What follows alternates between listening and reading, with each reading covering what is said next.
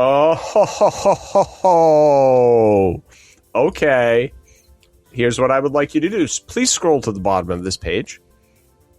There is an About Us section. Please click it. Your question will be answered. About Us. Formerly called Recycle. There you go. This is like, isn't this? I was like, I don't know. Yeah. Yes, it is.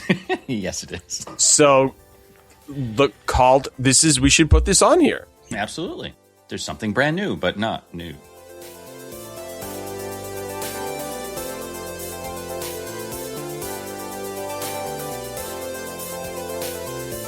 Welcome to I Like Batteries, the show where we explore the world of batteries. I'm Mike Muldoon. And I'm Jeff Lynch. It's a morning, Mike. Good morning. Good morning, Jeff Lynch. It is a good morning, and it's our quest for another 250. It is. It's kind of like starting over, but not. It could be.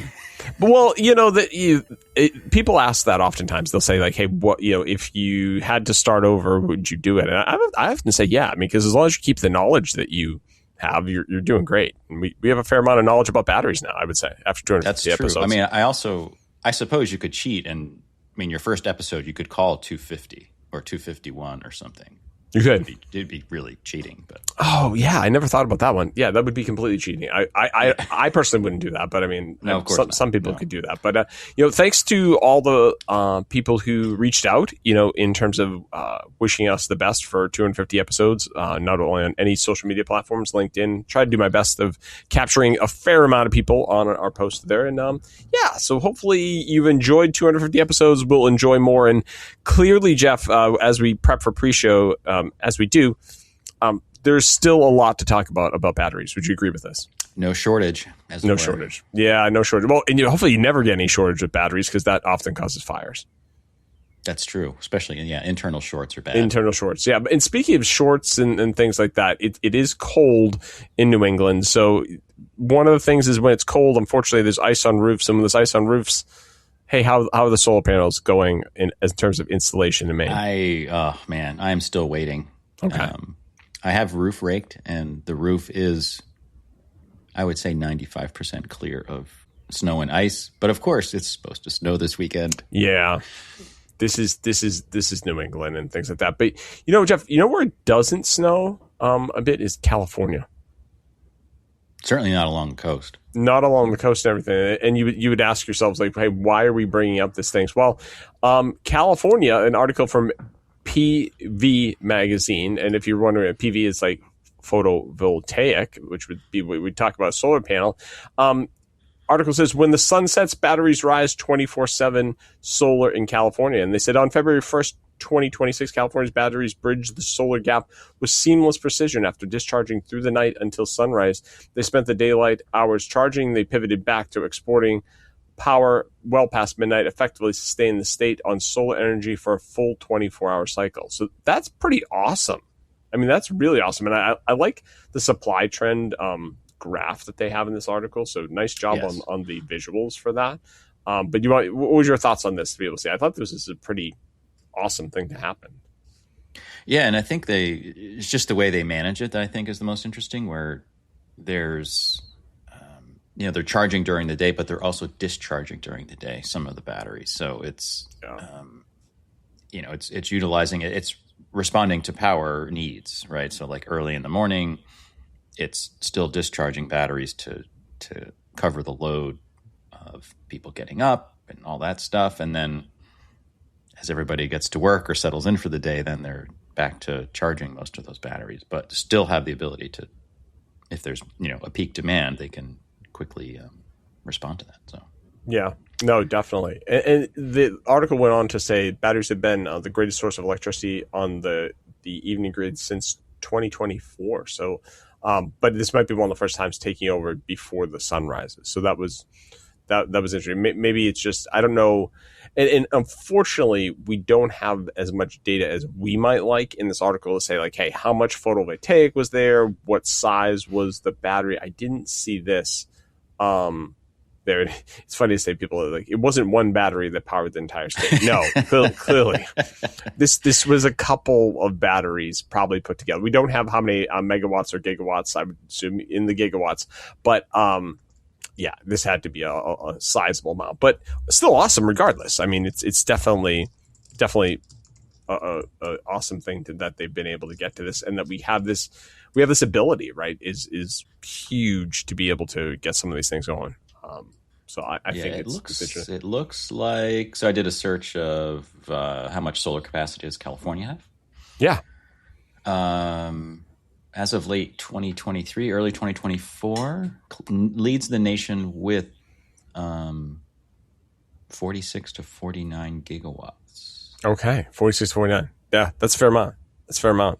That's a good amount, which, as we try and do often, we try and build this show to segue into something else. And the segue into something else is, if we're going to go to one coast, we should come back to the other one on the coast where we live. And what I mean by that is, there's an article that came out in two different ones, and we can pick which one you want to go with. But the title says, New England's largest battery storage opens in Gorham. And that Gorham is Gorham, Maine, Jeff. So right in your neck of the woods. It's certainly, Maine being the neck of the woods. Gorham's, sure. I don't know, a little bit from here. Sure, agreed. Yeah, but no. So they have it's just open. So it's a 175 megawatt project. Excuse me. That will boost New England's electricity on, I don't know, towards like half of the goal, I think, for Maine. Yeah, which is 400 megawatts by 2030. Massachusetts aims to have 5 gigawatts. So think about that, right, compared to California. I mean, obviously, right, state, right, and Connecticut hoping to have a gigawatt of battery capacity by 2030. Yeah. The other interesting thing, which I know Mike brought up as we were talking pre-show, was about the response time of these, battery grid-tied scale or grid scale batteries having a 250 millisecond response time to demand to get power onto the grid. Right. So it's like that. It's, as we said, it's kind of like a really big UPS in terms of your ability to be able to transfer that load, which I think happens, right? Power goes out. How quickly does it there?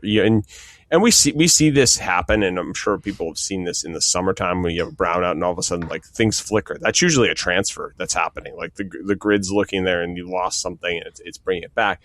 I mean, you brought up this part too, how Massachusetts 5 gigawatts, Connecticut 1, Maine 400 megawatts.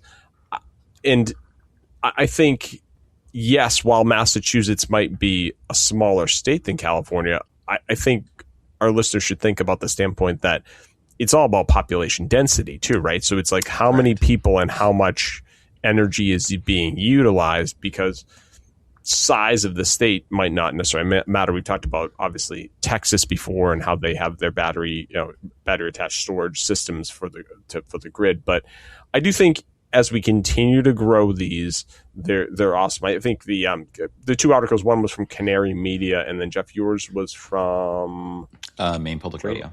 Maine Public Radio. Yeah, and so the Maine Public Radio one has I would say a nicer picture of what these look like, and it's, I guess I would say, if you were driving by, you might actually think this was a storage facility, like somebody storing right. No, seriously, I mean, if you look at it, this is kind of what they look like, little storage facilities, although interestingly enough, they're almost like separated. And I wonder if there's they're definitely spaced. There's some space between them. And I wonder if that's intentional, meaning like, is there some reason you use that for obviously fire suppression purposes if ever you would have something go on? I mean, design wise, I'd love to talk to a battery engineer who does this. And we talked to a bunch of them, but I mean, the design for this must be super interesting of how all these things work, especially at a larger scale as well. But, Jeff and I talked about our last episode, 250, how many batteries we've acquired probably over the 250 episodes. In fact, I was charging some of those yesterday, and some of them are charging this morning, being that the sun is up here, albeit not so bright. But, Jeff, what would be great is if there was a marketplace where you could buy used EV batteries as well as you could buy solar panels. Now, our listeners are like, Mike, have you heard of eBay? And yes, and Craigslist and all these things. I have, and maybe Facebook Marketplace. So obviously you can do that. But what my thought process is, obviously you can get anything used on any of these marketplaces, Craigslist, eBay and whatnot. But if there was a place that was dedicated solely to, what we say, batteries and EVs, maybe EVs as well as, and you know what the fact is, there is, and this article comes from recyclingtoday.com. It says MindSpider launches digital marketplace for circular batteries. Now let's just be clear on this, that doesn't require that these batteries are circular. Just to I don't think that was how they were looking at. No, and I imagine, many of them are cylindrical, but not circular. But one of the things that we want to talk about is that if you go to recircle.market, so very interesting domain. You don't see a lot of .markets. Jeff and I did do this, and this is really interesting. And what it made me think of is, I know Sean Murphy, when we talked to Sean a number of years ago, mentioned Sean in our post on LinkedIn. So thank you to Sean again for Titan AES to be able to do that for us. When we look at it, this resolar site, essentially I can say photovoltaics, battery, and I can find a bunch of different used cells there, and I could find a 60 kilowatt hour Tesla Model 3 long range all-wheel drive battery from 2023. Oh, darn it. There's no price on it. There's no price on it. No price on those ones, but it exists. We've got some other ones that I don't know what a Hochvolt battery, but it's 150 kilowatt battery for 2,500 euro. And if you wanted to go over to Denmark, I think, and get that. So I like this, because what this does is, if you were looking for something in a marketplace, and I think good old Matt LaMontagne from Leo & Sons would love something like this in terms of trying to get a new battery for a vehicle. I see something like this happening more and more and more. I could see this growing, because the need for a secondary marketplace for essentially used batteries is huge. If you figure like used power tools, you're seeing all these type of things. This is great to be able to look at. So what's your thoughts on this? My thoughts is that you'd want to keep this pretty local, which I know was part of the conversation we had with Sean about not having to ship these things all over the world, but you set these up so there's sort of regional centers where this type of exchange can happen, which would be amazing. Yeah, absolutely. Yeah. The right thing to do. Well, and what's interesting is, you actually, on this marketplace, you've seen some people that are actually saying, hey, we're looking for some batteries, right? Looking for used EV batteries, quantity needed 10 units and different things. And then photovoltaic cells. Jeff and I actually did a little bit of a quick search. I think search term was used solar panel lot on eBay, just to be able to see. And I came across a lot of 24 Yingli YL240P 240 watt solar panels for $960. Now, it's going to cost you freight to be able to get that, but that's over 5.7 kilowatts of solar ability. So if you want to build yourself an array or something else like that, that's a great deal for that much energy. So you're going to see more and more and more of this, I think, as time goes on. So it'd be interesting. I wonder if this starts to unlock interesting adapters and such, right? So it's sort of like, hey, if you're buying the 60 kilowatt hour Tesla battery, for example, maybe you're not buying it for your Tesla. Maybe you're just going to make your own power kind of thing, right? So some sort of adapters and racks and BMSs to just plug it into your house, right? Yeah.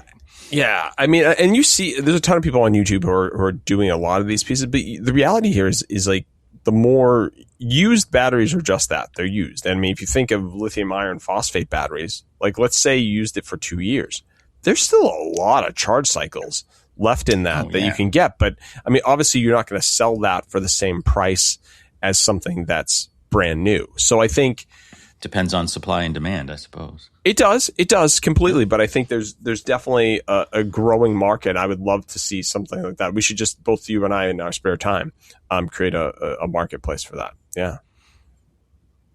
Yeah, we have AI tools. We can do anything. We probably could. We probably could come up with it. But and if you come up with this or you find it, Jeff, you know what our listeners could do? They could send us an email at power@ilikebatteries.com, and we'll be able to mention them on the show. And don't forget, we did say something. If you want a T-shirt, we're still making that offer out there, so you can be able to take a look at that. But I'm going to shift a little bit here, Jeff. And the reason I'm going to shift a little bit here is that Nissan's made a little bit of shift in sideways, which is a little play on words, since Jeff had an app for a long time that was called Sideways. Very long time ago. Yeah, very long time ago. But Nissan's shifting their battery sideways for better performance. Now, I feel like you have to take this one, because this is like in your wheelhouse so much. And I know. See what I did there? And the thing is, you've kind of talked about this in a way, but I don't think we've seen exactly what Nissan's doing here. No, it's the first time we've seen. They have a patent for this, or a patent application for this.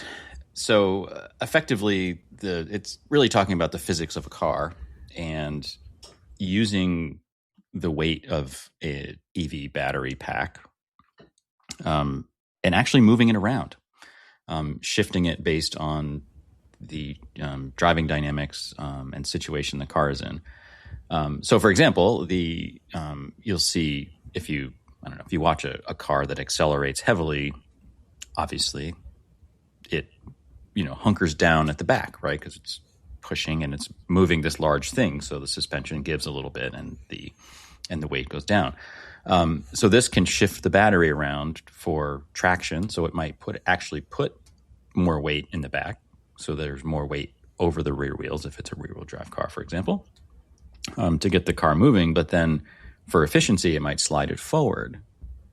Or when you're braking, it might slide it back again so that the car stays more stable. And what this is really talking about is keeping those 4 contact patches of your tire attached to the road in a way that the car isn't going out of control. So this is one way to handle that. So a lot of modern cars have magnetic ride or air ride suspension, so that as you are going around corners, the car stays relatively flat, because the suspension compensates for the fact that you're going around a turn and heightens the suspension on the outside wheels to keep the car flat and straight, and again to keep the car under control.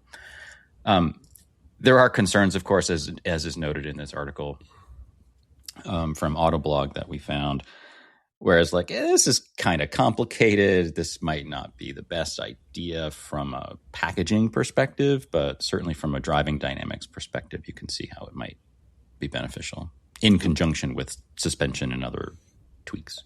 Right, because it is a little bit like, we've all had probably that water bottle in our car that's usually in the back seat that has something, and you're moving, you forgot it's there, and it's on the floor, and it's going all around. This is kind of like, we clearly have to have a better mousetrap than that, because that is no one likes that, and that would be pretty bad for these batteries, because I feel like if something were to happen with them, it would be not good, for sure. But I'm sure this is what they're working on with a patent, and I'm sure there's engineers that look at these type of things. But moving on from Nissan, if we moved on to Rivian, little bit interesting. Rivian, we were saying this, the original Rivians were probably high 70s to low 6 figures when they first came out. Definitely. Yeah, they were definitely up in the 6-figure range. Yeah, and now Rivian, Jeff found this, the R2 is definitely below that. $45,000 new if you want to reserve yours, and they do take Apple Pay. In case you wanted to put your $100 they do right down. on the website. Super right easy. On the website. Yeah. You want to talk a little bit about this one, because this is a pretty good car for $45,000. So this price point of under 50 for a high performance EV is definitely, there's a lot that's in there for sure. Yeah. There's a lot to like about this. I've started seeing reviews on YouTube for this. Press cars and such. People have been reviewing them. Official pricing coming March 12th. Just so you know, they're probably the launch edition is probably not going to be the $45,000 version. Probably more like 55 or 60. But the fact that it's going to be available with all of the cool things that people like about Rivians, just in a slightly smaller package. So it's got a shorter wheelbase. It's overall 15 inches shorter in length than the R1S. It is, it's narrower. It's shorter overall height. The ground clearance is, I don't know, like 9.5 inches as opposed to max ground clearance of almost 15 for the larger vehicle, right? So but it's almost, if you saw them on the road, you probably wouldn't even know that it was an R2 versus an R1S. Correct. I'm still wondering if their next one is going to be the 3PO, but. Oh, I see what you did there. Yeah.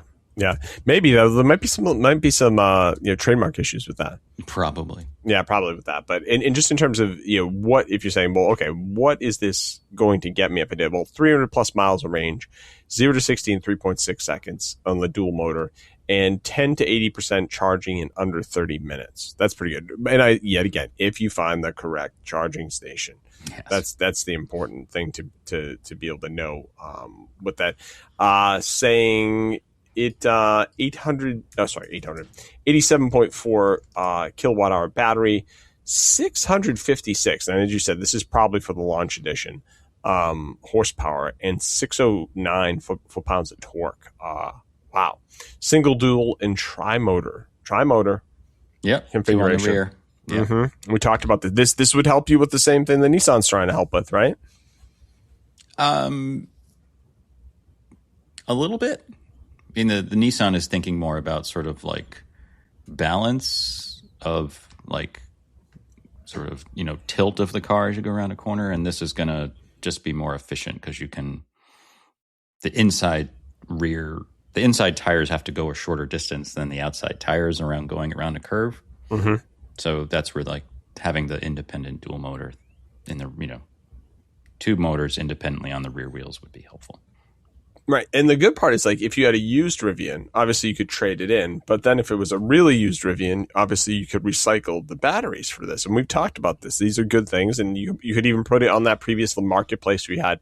But if you had smaller batteries that you wanted to recycle, the interesting part is we always would say you could go to Call to Recycle. But now we have a correction, Jeff.